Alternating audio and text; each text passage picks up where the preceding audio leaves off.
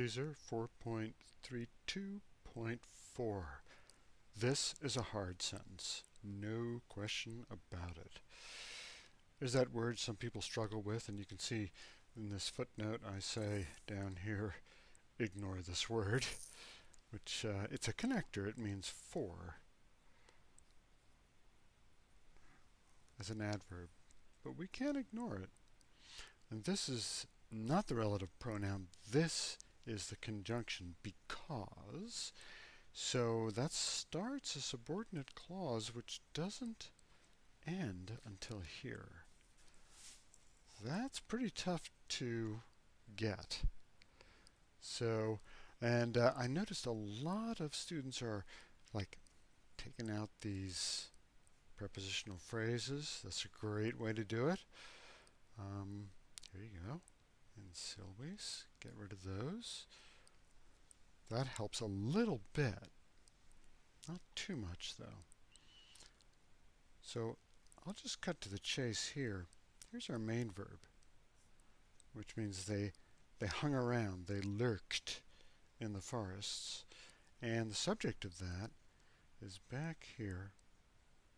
Big S right there, hostes.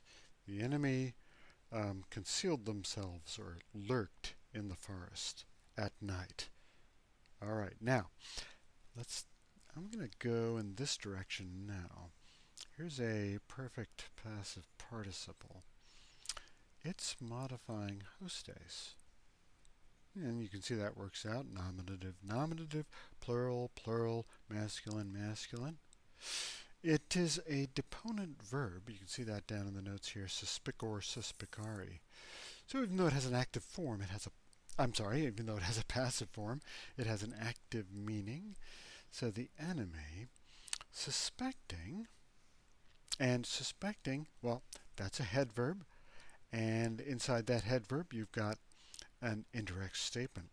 Indirect statement, subject accusative. There it is right there. Subject accusative. Verb infinitive. Esse venturos. Oh, yeah. This should actually extend over here, right? Sorry about that. So, esse venturos. I say in the note, this is flip-flopped. For some reason, they switched it around. It should be venturos esse. But that's okay. You can recognize it. Subject accusative. And this is a future. Active infinitive. Right there. Suspecting our guys would come to this place. All right. We actually have the nugget of the sentence broken open here. All we have to do is get the rest of this in here. Here we go. We've got a lot of bracketing here. Sorry about that. So this here, ablative absolute. All right. Omni, demesso, frumento. Okay. This is another PPP. From demeto, demetera, demesui. That means to cut or harvest the grain. So once all the grain had been harvested from the remaining places. All right, nice self-contained thing in there. Because only one part was remaining. And actually, yeah, I'm going to move this.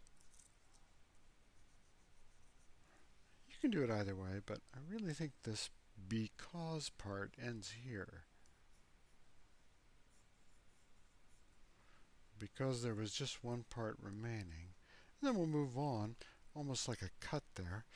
Let's see, if, as some of you are doing now, you're making two sentences out of this.